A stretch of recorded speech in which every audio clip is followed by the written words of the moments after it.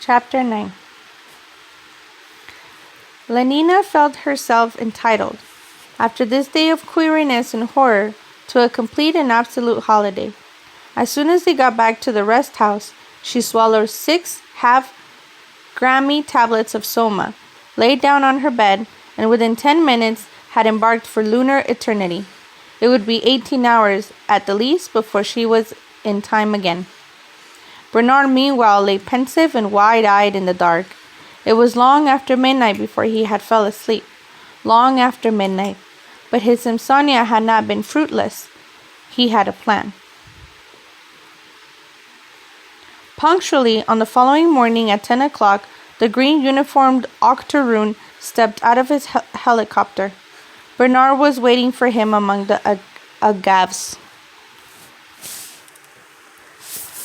Miss Crowney's gone on Soma holiday, he explained. Can hardly be back before 5, which leaves us 7 hours. He could fly to Santa Fe, do all the business he had to do, and be in Malpais again long before she woke up. She'll be quite herself by herself? Safe as helicopters, the octoroon assured him. They climbed into the machine and started off at once. At 10:34, they landed on the roof of the Santa Fe post office. At 10:37, Bernard had got through to the World Controller's office in Whitehall. At 10:39, he was speaking to his Fordship's 4th personal secretary. At 10:42, he was repeating his story to the first secretary. And at 10:47 and a half, it was the deep, resonant voice of Mustapha Mond himself that surrounded in his ears. I ventured to think, stammered Bernard, that your Fordship might find the matter of sufficient scientific interest. Yes, I do find it of sufficient scientific interest, said the deep voice. Bring these 2 individuals back to London with you. Your Fordship is aware that I shall need a special permit. The necessary orders, said Mustapha Mond, are being sent to the warden of the reservation at this moment. You will proceed at once to the warden's office. Good morning, Mr. Marks. There was silence. Bernard hung up the receiver and hurried up to the roof. Warden's office, he said to the gamma-green octoroon.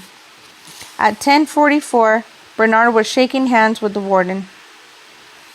Delighted, Mr. Marks, delighted. His broom was deferential. We have just received special orders. I know, said Bernard, interrupting him. I was talking to his Fordship on the phone a moment ago. His bored tone implied that he was in the habit of talking to his Fordship every day of the week. He dropped into a chair. If you'll kindly take all the necessary steps as soon as possible, he emphatically repeated. He was thoroughly enjoying himself. At 11:03, he had all the necessary papers in his pocket. So long, he said patronizingly to the warden, who had accompanied him as far as the lift gates. So long. He walked across the hotel, had a bath, a vibro back massage, and an electrolytic shave, listened into the morning's news, looked in for half an hour on the televisor, ate a leisured luncheon, and at 2:30 flew back within the octoroon to Malpais. The young man stood outside the rest house. Bernard, he called. Bernard! There was no answer. Noiseless on his deerskin moccasins, he ran up the steps and tried the door. The door was locked. They were gone. Gone. It was the most terrible thing that had ever happened to him. He had asked them to come and see them, and now they were gone. He sat down on the steps and cried. Half an hour later, it occurred to him to look through the windows. The first thing he saw was a green suitcase with the initials L.C. painted on the lid. Joy flared up like fire within him. He picked up a stone. The smashed glass tinkled on the floor. A moment later, he was inside the room. He opened the green suitcase, and all at once, he was breathing Lelina's perfume, filling his lungs with her essential being. His heart beat wildly. For a moment, he was almost faint. Then, bending over the precious box, he lifted into the light, he examined. The zippers on Lalena's spare pair of varicose velveteen shorts were at first a puzzle, then solved a delight. Zip, and then zip, zip, and then zip. He was enchanted. Her green slippers were the most beautiful things he had ever seen. He unfolded a pair of Sippa Kamikniks, blushed, put them hastily away again, but kissed a perfume acetate handkerchief and wound the scarf round his neck. Opening a box, he split a cloud of scented powder. His hands were flurry with the stuff. He wiped them on his chest, on his shoulders, on his bare arms. Delicious perfume! He shut his eyes.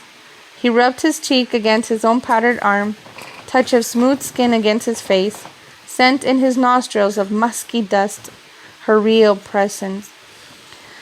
Lalina, he whispered. Lalina. A noise made him start, made him guiltily turn. He crammed up his thieveries into the suitcase and shut the lid. Then listened again. Looked. Not a sign of life, not a sound. And yet he had certainly heard something. Something like a sigh. Something like the creak of a board. He tiptoed to the door and cautiously opened it. Found himself looking onto a broad landing. On the opposite side of the landing was another door, ajar. He stepped out, pushed, peeped. There, on a low bed, the sheet flung back, dressed in a pair of pink one-piece zippy pajamas, lay Lalina, fast asleep and so beautiful in the midst of her curls, so touchingly childish with her pink toes and her grave sleeping face, so trustful in the helplessness of her limp hands and melted limbs, that the tears came to his eyes. With an infinity of quite unnecessary precautions, for nothing short of a pistol shot could have called Lalina back from her Soma holiday before the appointed time, he entered the room. He knelt on the floor beside the bed. He gazed. He clasped his hands. His lips moved. Her eyes, he murmured. Her eyes, her hair, her cheek, her gait, her voice. Handless is thy discourse, oh, that her hand, in whose comparison all whites are ink, writing their own reproach, to whose soft seizure the signates down its arch. A fly buzzed around her. He waved it away. Flies, he remembered. On the white wonder of dear Juliet's hand, may seize and steal immortal blessing from her lips, who, even in the pure and vestal modesty, still blush, as thinking their own kisses sin. Very slowly, with the hesitating gesture of one who reaches forward to stroke a shy and possibly rather dangerous bird, he put out his hand. It hung there trembling, within an inch of those limp fingers, on the verge of contact. Did he dare? Dare to profane with his unworthiness hand that... No, he didn't. The bird was too dangerous. His hand dropped back. How beautiful she was. How beautiful. Then suddenly he found himself reflecting that he had only to take hold of the zipper at her neck and give one long, strong pull. He shut his eyes. He shook his head, and with the gesture of a dog shaking its ears as it emerges from the water. Detestable thought. He was ashamed of himself. Pure and vestal modesty. There was a humming in the air. Another fly trying to steal immortal blessings? A wasp? He looked, saw nothing. The humming grew louder and louder, localized itself as being outside the shuttered windows. The plane! In a panic, he scrambled to his feet and ran into the other room, vaulted through the open window, and hurrying along the path between the tall agaves was in time to receive Bernard Marx as he climbed out of the helicopter.